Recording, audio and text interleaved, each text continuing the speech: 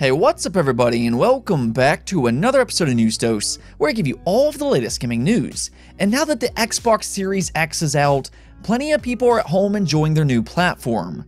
However, there's a new weird rumor floating around that seems to be making waves across the internet, and some fans seem a little bit concerned. Don't worry too much though, and I'll explain exactly why here in just a bit. Also, we got some early impressions for a couple of PlayStation 5 exclusives, and one is not particularly sounding great.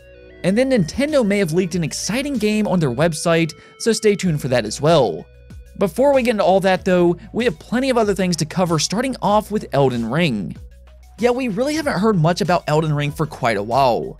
I believe it was first revealed at E3 in 2019, and really it was just a small teaser trailer. Even then though, this is probably one of the most anticipated games for 2021 because the talent behind Elden Ring. This is the next From Software game, which are the developers behind hit titles such as Dark Souls and Sekiro. Yeah, this is an insanely talented studio, and with Miyazaki working on Elden Ring, that's certainly going to have fans very excited. That's not all though, because George R.R. Martin, the author of Song of Ice and Fire, aka Game of Thrones, collaborated on this game. So again, there's a lot of talent behind Elden Ring, but still fans are eager to hear more. Well, Xbox Phil Spencer in an interview was asked about Elden Ring, and while he didn't technically give any new details, he did say he's seen quite a bit and he's even played it. So let's take a look and see what he had to say. I can't tell you much other than as somebody who's played all of Miyazaki's games over at least the last decade, this is clearly the most ambitious game that he's done.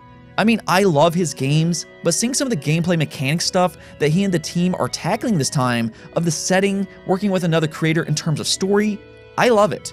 I love seeing him challenging himself, he's a good friend of mine, expanding his horizons. I think it's a good thing. So from everything Phil Spencer is saying here, Elden Ring sounds absolutely fantastic. He does say it's his most ambitious title yet, and the way he explains it, it almost sounds like we're going to see something that we haven't seen before. I mean, I fully expect the combat to be brilliant just like Dark Souls and Sekiro, but it sounds like they're trying to do some new things, and that's very exciting. Also in the same interview, Phil Spencer was asked about those acquisition rumors of Xbox buying out a Japanese studio. This was reported earlier this week by Bloomberg, which has often been viewed as a trustworthy outlet, but Phil Spencer flat out denied these rumors. He went on to say that while he isn't in every meeting over there, the ones that he has been in has mostly been about creating a long-lasting relationship. So this is a bit odd because, again, Bloomberg typically has been known to be a trustworthy source, and this is the second report by them in recent months that has been discredited by a publisher themselves. The same thing happened with PlayStation in regards to the yield of the PlayStation 5, and Sony went to GameIndustry.biz to deny that one. So some strange things are happening here, but what I find even more strange is in how Phil Spencer changed his demeanor in terms of a Japanese acquisition. It was just last year when Phil Spencer openly said he would like to get an Asian studio, or in particular, a Japanese studio.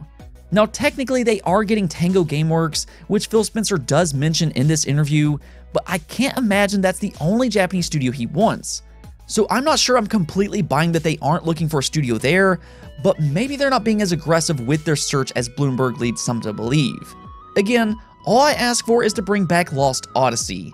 There's a couple games that Xbox continues to sleep on, such as Banjo-Kazooie, but I think Lost Odyssey is one of those games.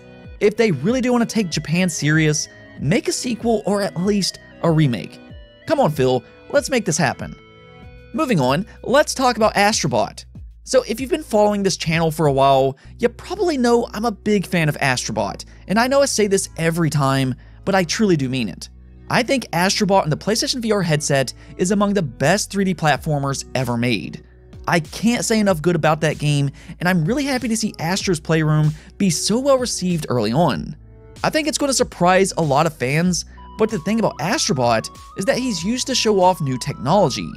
Astrobot was meant to be a showcase for PlayStation VR, and then Astro's Playroom is meant to show off the new technology within the DualSense controller for the PlayStation 5. Well, in a new PlayStation blog, Team Asobi had a message to fans right at the bottom that says, Astro will be back with news soon. Until then, have a great time with your PlayStation 5, and above all, stay warm and safe. So could this mean that they have another Astrobot planned? I do find it interesting that they said Astro will be back with news soon, but this could be DLC related stuff or something entirely else. What I'm thinking though is that they might be making a sequel to Astrobot on PlayStation VR. We've seen several patents for a PlayStation VR 2 headset, and I think it's only a matter of time before that officially gets revealed, and what better way to launch that than with Astrobot 2? I know I would buy a PlayStation VR 2 headset for that game alone, and again, Astro is used to show off new technology, so I think this does make sense. Of course, I could be reading too much into this, but I guess we'll see what happens. And while we're on the topic of PlayStation, some reviews are starting to trickle out for a couple of their high-profile PlayStation 5 exclusives. This would be Godfall and Sackboy: A Big Adventure. Now, we still don't have a lot of reviews just yet, but Godfall has gotten off to a very rough start. It currently has a 61 overall score on Metacritic, which is not a great sign. Sony does have this game under contract, and it's currently set to be a 6-month timed exclusive for the PlayStation 5, so they clearly believe this would be a good launch title. I mean, this game seems to have been at almost every PlayStation 5 event as well.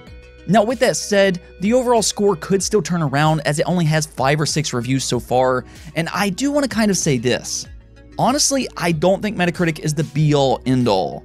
There are a lot of games that hasn't been critical darlings that I've enjoyed a lot.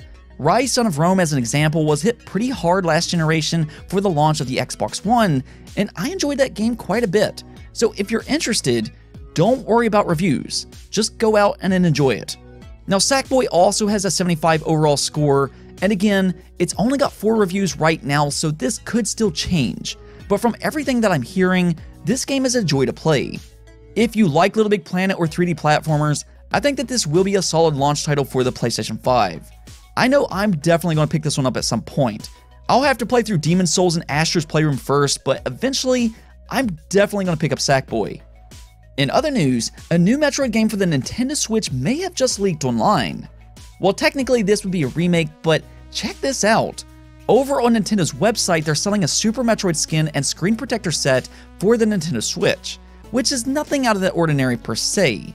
I will say it looks really awesome though, but if you do take a closer look, there's one picture that really stands out and seems to have caught the eye of several fans. That's the picture of Super Metroid Samus Returns being played on the Switch.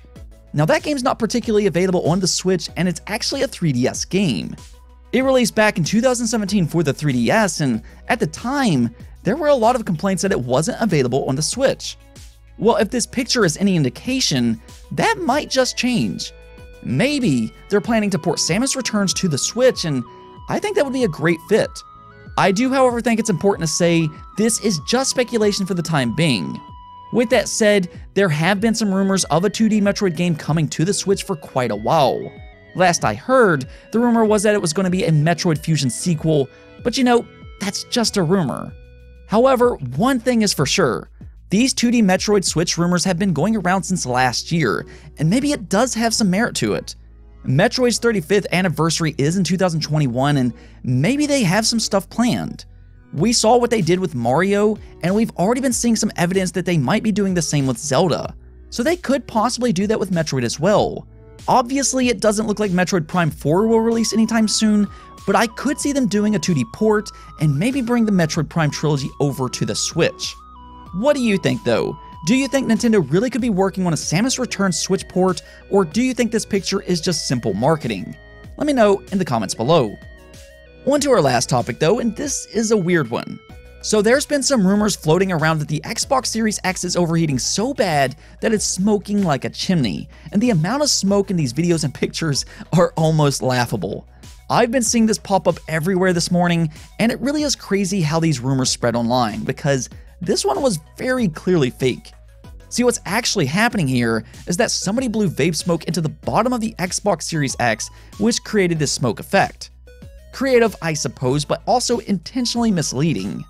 The problem is that there are more than a few people intentionally spreading this rumor as if it were true. This is more than likely console war driven, which I hate to even bring up on this channel, but because this news spreads so fast, we gotta talk about it. And well, you don't need to worry. This was fake. Your Xbox Series X is not suddenly going to heat up like a fireplace. Now, there has been a few launch issues for the Xbox Series X, mainly with Xbox Live going down yesterday, which created some login issues, but other than that, it seems to have been a very smooth launch.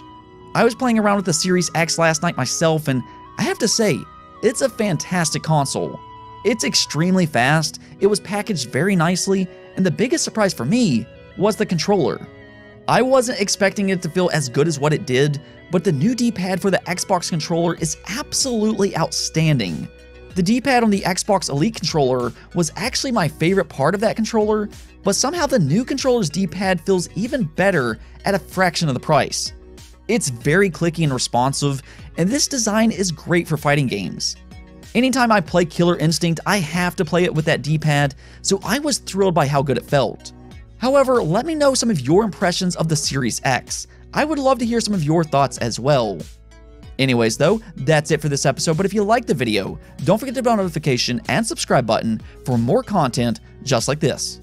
Also, if you'd like to support the channel through Patreon, thank you for making this content possible. Peace out.